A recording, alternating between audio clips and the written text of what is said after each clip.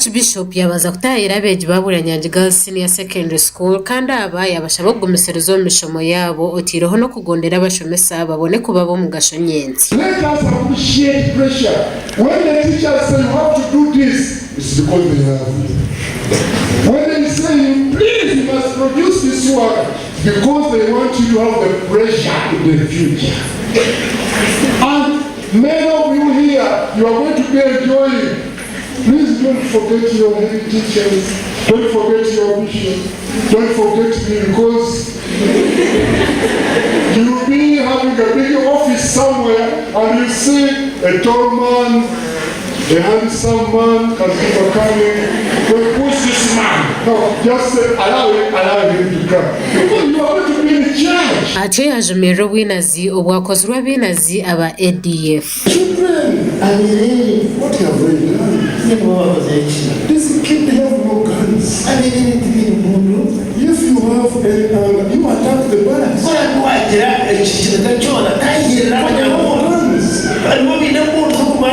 fight each other. Kids, they don't have a gun. They just have books. You kill even the girls. It's not good. We should condemn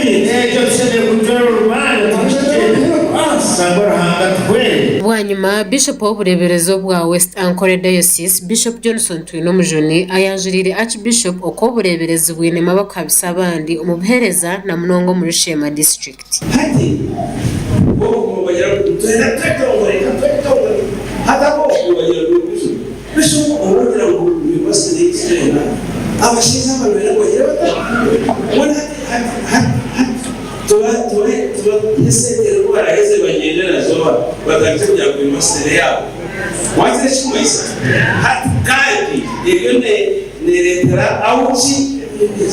That's a challenge. The ones are here. There are false teachings,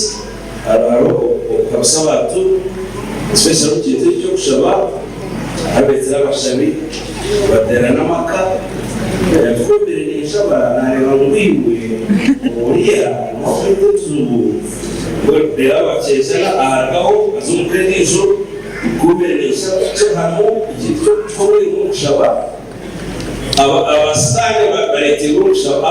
Bishop Twena Mujoni na Archbishop ahantu hebarigirayo bakasha b'abakristayo kukwatanisa bakatungura ubukristayo.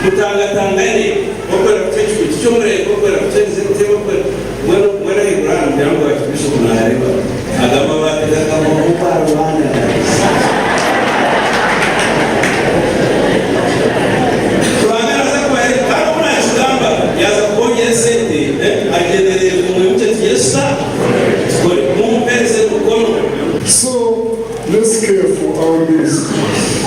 Very important.